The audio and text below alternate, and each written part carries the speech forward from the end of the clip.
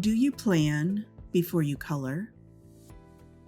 Most marker and now many colored pencil artists have been trained to think of color in terms of blending combinations.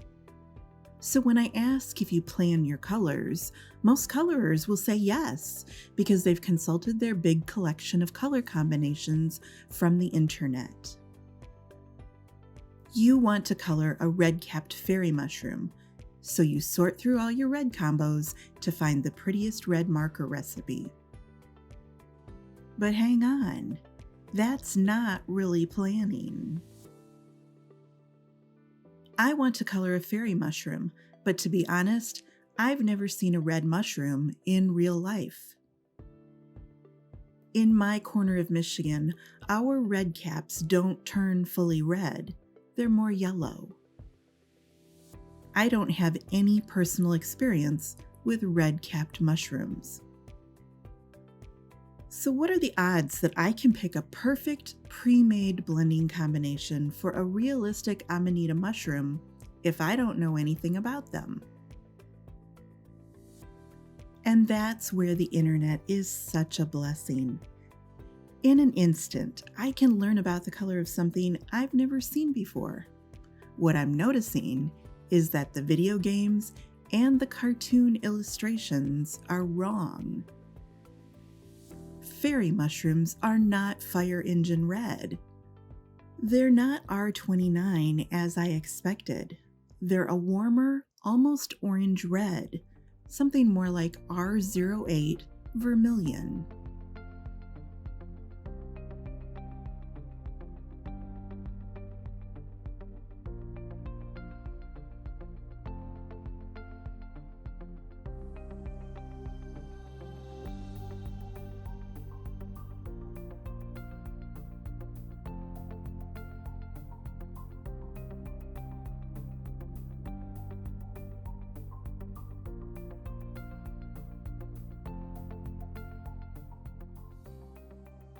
R08 is a beautiful, warm, orangish red marker, which hardly anyone ever uses.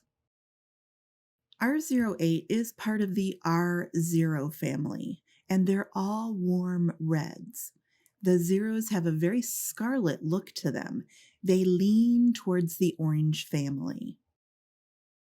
The R-teens are a little cooler than the zeros, but they're still considered warmish. The 20s, on the other hand, are a balanced red. They're not too warm or too cool. And from there, the reds just get cooler and cooler as that first number gets higher.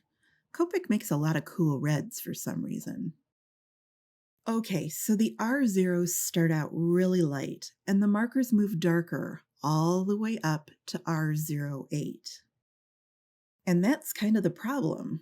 Copic does not make an R09, so there's nothing in this family to shade R08. When there isn't a darker marker in the group, it makes people nervous because Copic's not giving you any clues on how to shade this red. Most people shade red, any red, with R39, R59, or R89. I'm not kidding. Almost everyone uses one of these three reds to shade all their red blending combinations. But no, I don't like any of them for R08. Because look at them. They're all blue-based. They're kind of pinkish reds. That bluishness kills the gorgeous warmth that R08 brings to the party. No. Nope, and no.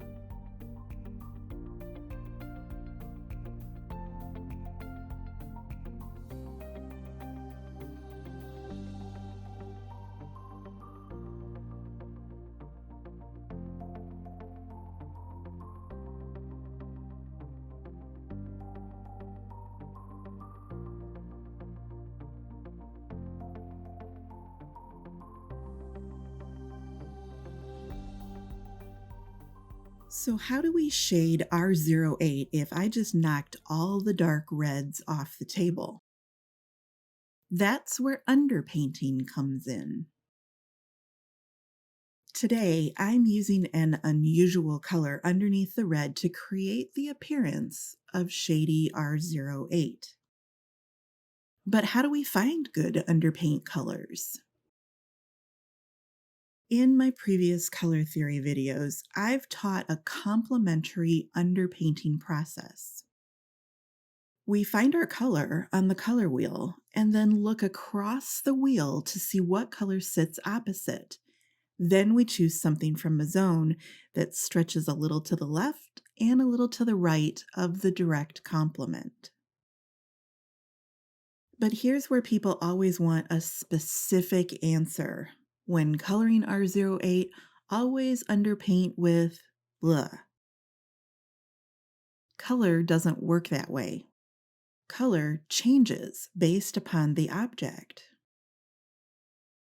I wouldn't use the same color to underpaint both a stop sign and a fairy mushroom. Color also changes based upon the lighting conditions. So my red mushroom under a bright noonday sun needs a different underpaint than that same mushroom on a rainy day.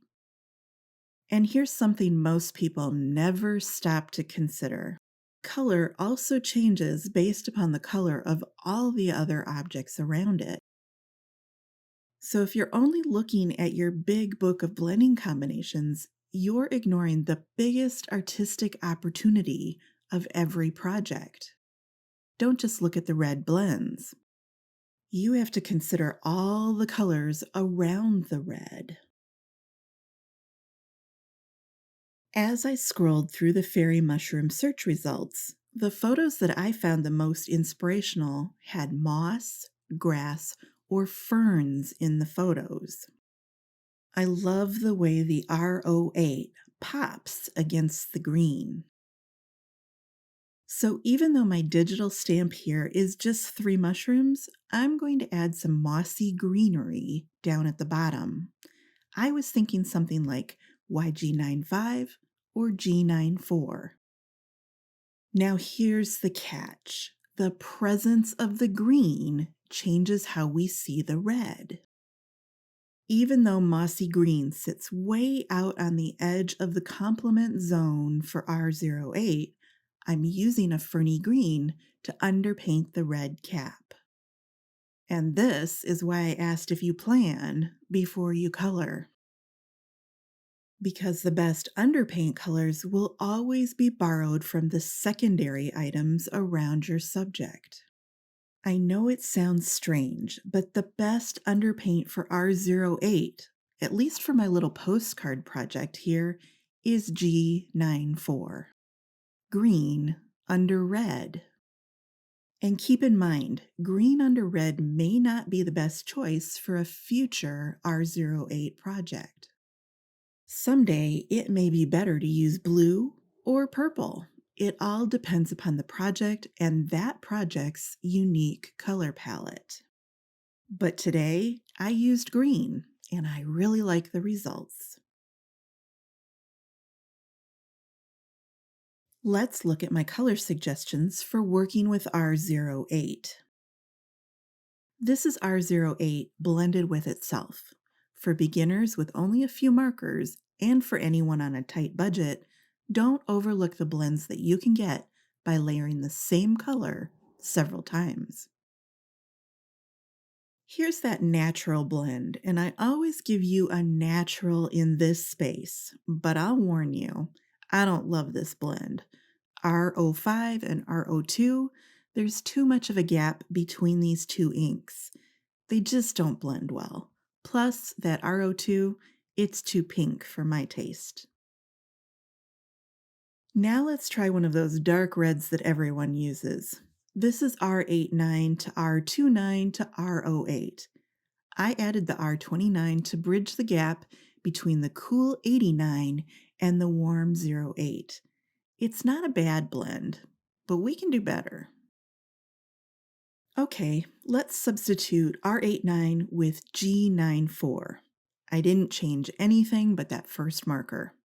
This blend looks much more natural to my eye, and you'd never know it was green under there. It looks dark red. Let's try some more underpaint options. Try 08 over a variety of colors from the complementary zone. I like the look of R08 over YG95 and also over V04. They both preserve the warmth of the R08. But you can also try some cooler colors, like a blue. BV23 is more of a gray, and the result is a little more neutral. Now let's overpaint with Prismacolor pencils. The first spot on my chart is always for a magic color. This is dark purple. Dark purple works over so many Copic options. It sounds strange, but it works like magic every time. If you want to stick closer to red, try Tuscan Red or Black Raspberry. I used moss green on my mushrooms, but Prussian green is another magic color just like dark purple. It's a chameleon color. Prussian adds a nice warm shade. For highlight pencils, I'm giving you 2 warms and 2 cools. White always works as long as you know that it's going to be very cool and slightly pinkish. Blush pink is also coolish, but it's less harsh than the white.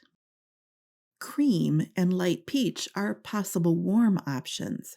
Pencil highlights like this, they don't show up well on camera, but try them in real life. I really like the look of cream over R08. If you have a favorite blending combination for using R08, or if you have a favorite pencil for pushes and pulls, share it with me in the comments section below. I love finding new blends, and I want to learn from your experience. So how about some tips for working with R08? All red markers are a little staining and a little bit stubborn, even the light ones. Know before you start that reds need more moisture and more of the lighter marker in the combination to blend well. Don't overdo it with the shading. The color red tends to read darker than it actually is, so your natural tendency will be to apply more shade color than you actually need. It leads to blackened or burnt-looking red objects.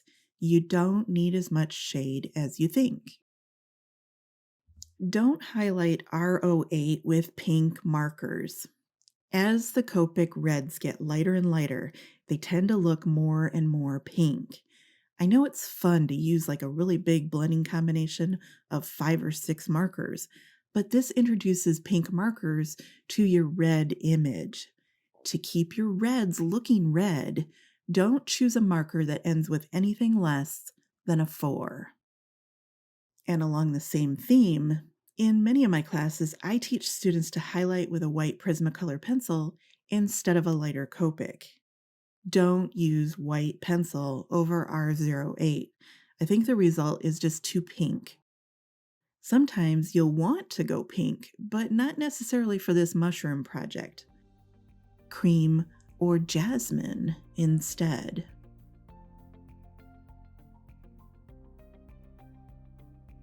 R08 is a beautiful color. Vermilion and similar scarlet reds are an important part of the color wheel. Many flowers, and actually a lot of red foods, are closer to R08 than R29. So we shouldn't ignore the warm half of the red family, and we certainly can't keep shading it with bluish wine reds. Underpainting simplifies the shading process because we're creating the red that we need rather than guessing which red Copic would be the best of the worst. And then learning to borrow underpaint colors from the other areas of our project, that's taking things to a whole new level of artistry. You're moving away from the same old blends that everyone else is using. You're creating custom colors that are unique for every project. And when you repeat the same colors throughout the whole art piece, this adds a level of professionalism and polish. It creates something called color unity. This is the kind of next level thinking that separates hobby coloring from true artistry. R08 can be the start of your next phase in coloring, where you learn and grow into the artist that you were born to be. Other people's blending recipes can only take you so far, and Copic doesn't always give you good shading options. But that's okay, because we can shade vermilion all on our own. And it'll look better because we're making something original. The mushrooms I colored today are available as part of my Autumn Copic postcard series. Link in the description. And hey, if you like this color exploration, I do a deep dive on YR16 Apricot, a more natural orange, here.